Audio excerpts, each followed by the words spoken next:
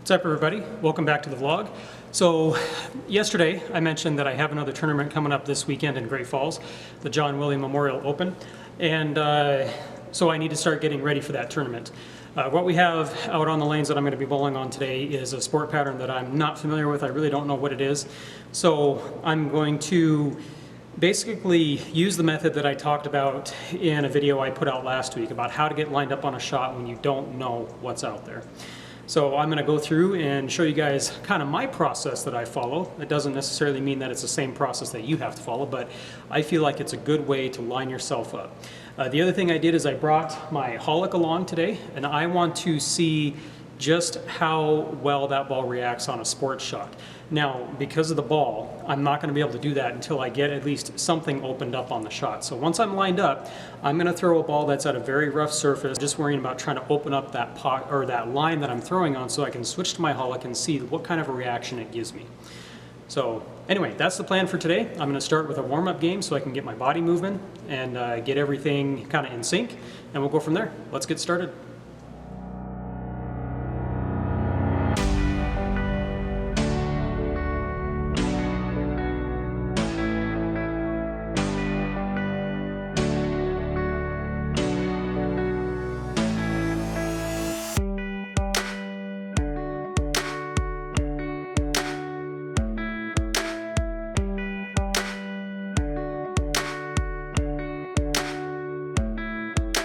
Okay, so we're warmed up, feeling pretty good. My timing feels pretty good. My release feels pretty good. Now we're going to move on to getting lined up on a sport shot when we don't really know what's out there. So the process that I do is I grab a bowling ball that I'm familiar with. Now, my urethane, I throw enough to know, kind of the reaction that I'm expecting from the ball. So I'm pretty familiar with it. And what I do is I take that ball and I give it a pretty rough surface. So in this case, my urethane ball is surfaced to 500 grit true cut. That's the roughest surface I can apply to the ball. The reason I do that is so the ball actually reads the lane and tells me really where the friction spots of the lane are at. So what we're going to do with this ball is we're going to stand as far right as possible. Now, when I say as far right as possible, I'm not talking like the 1 or the 2 board, even though there are some patterns out there where those 2 boards are in play. Now, granted, unless you're bowling on the wolf or something, it's not really anything you should have to worry about. So when I say as far right as possible, I'm talking like up the 5 board. So I'm going to line up to throw a shot up the lane on the 5 board and see what the ball does.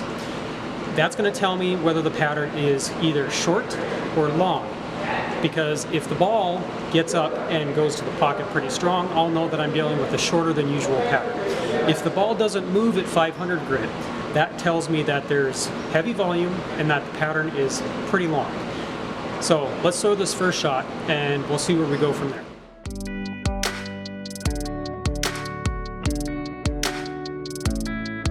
Okay, so we threw one shot. Actually, we hit the line I wanted to hit, so I was 5 at the arrows, 5 at the break point, and the ball tried to cross over the head pin. So what that tells me is that there is friction on the outside part of the lane, but based upon how the ball moved right there, that kind of tells me that I either have too much surface on the ball or I'm too far to the outside. My ball didn't find enough oil in the heads. So the next shot we're going to do is we're going to move a little bit left of where I just threw that shot. I'm going to keep the break point of 5.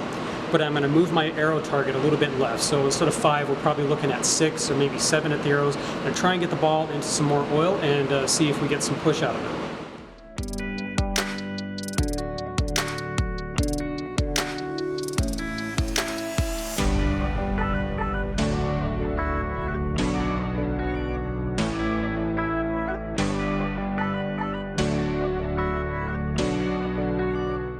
So unfortunately it took 3 shots to actually hit the line I was trying to hit, but I adjusted my feet left, targeting 7 at the arrows, trying to hit 5 at the break point. First shot was like 2 at the break point. It slid into the gutter, of course. Can't miss that much on a sport shot. And then the second shot was a little bit closer. I was actually 4 at the break point, and it kind of came in behind the head pin. Last shot obviously was the best shot yet. It was 5, 6 at the break point, and it went strong into the pocket. So what that tells me is this particular pattern is a little bit shorter. Based upon where my ball is breaking to the pocket, I would guess it's between 35 and 37 feet. That's just kind of you know, where the ball is starting to make its move. So that kind of tells me where the end of the pattern's at. As far as volume is concerned, you know, I do have my ball at 500 grit, and it's actually gripping the lane pretty well, and it's giving me a nice reaction to the pocket. So as far as volume, I'm pretty sure we're on like a medium volume pattern, nothing that's too heavy. So yeah, we're already lined up, which is good. Now, obviously, if this was a longer pattern or something like that, we would have to throw a lot more shots to figure out where we needed to throw the ball to get into the pocket. Longer oil forces your break point to be further left instead of the 5 board, obviously. Doesn't mean you can't play up the boards, it's just a matter of having the ball closer to the head pin instead of further from the head pin when it starts to make its break to the pocket. So at least that's my process. If I was not lined up at this point, I would still be throwing quite a few shots. The next thing I would do is probably move to the 10 board area as a break point and see if we're dealing with a pattern that's a little bit longer. You know, 10 board would put your pattern length between 40 and 42 feet usually, so I would start throwing shots up the 10 board to see how the shape would look like. And then if I still couldn't get to the pocket, let's say the ball was still going long without reacting, I would move even closer to the head pin. You know, try that 15 board area, which is the longest style of oil pattern. So we're talking above 42 feet, you know, even up to 45 feet. So that's kind of how I line myself up on a pattern. Find the friction, and then once you find the friction, find the right ball to be in that gives you misroom. Now that we're lined up, we're going to take that urethane ball and I'm going to hit as many shots as I can on that outside line. What I want to do here is I want to open myself up an area. That way I can grab my Holic ball and see what kind of a reaction we get off of the Holic once I have the outside shot lined up.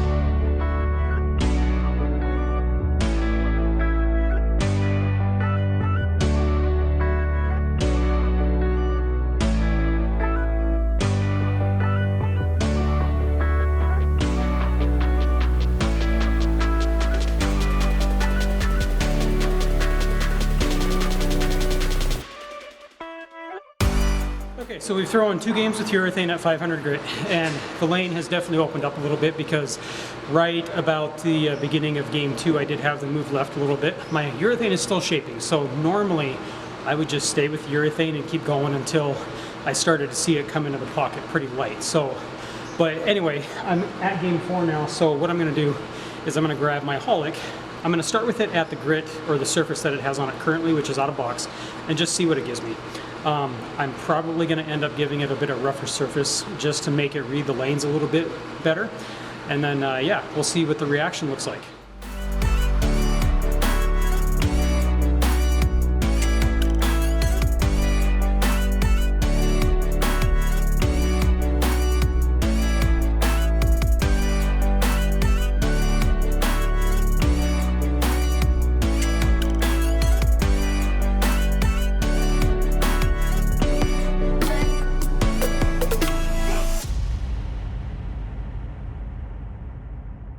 Alright guys, well, there it is for today. Thanks for joining me for practice again. Today was, quite a bit different than normal.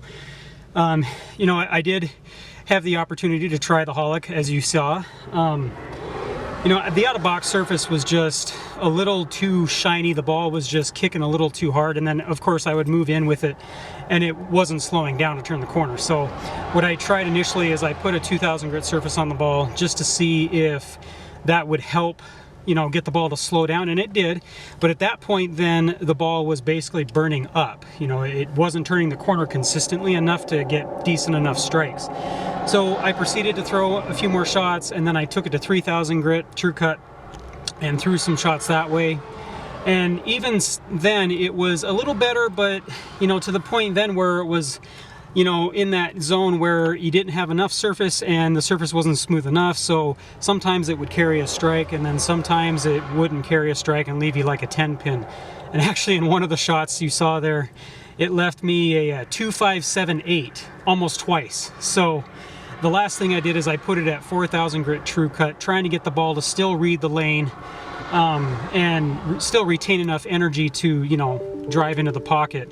And the few shots I did throw at that surface just were very inconsistent. So, you know, you could argue that the lane wasn't quite open enough yet for that type of a ball, because I only threw 2 full games with my 500 grit urethane on the outside line, and there's probably still a decent amount of oil in the heads. So it's still something to keep in the bag, still something to consider down the road.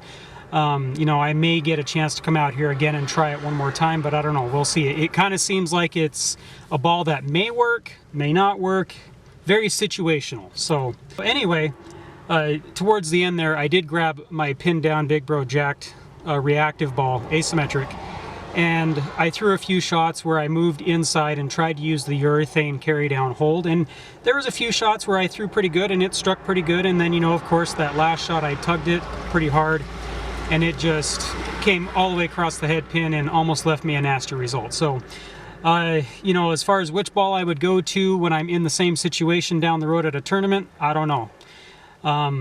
I think the Holic would make me more comfortable, allow me to stay outside, and probably leave me spares that I could pick up. You know, single pin spares, maybe a few multi-pin spares, that kind of thing. Whereas going to something a little stronger like the pin down Big Bro jacked, even though it's going to get through the heads, if I miss even a little bit, you know, tug it a little bit, or if I send it a little bit to the right, it's going to leave me something nasty. So again, it's one of those things where I think I would probably go to the Holic first, see what it looked like, and if it worked, great. If not, I would probably have my pin down Big Bro jacked as a backup. So anyway guys, thanks for joining me today. I'll see you tomorrow.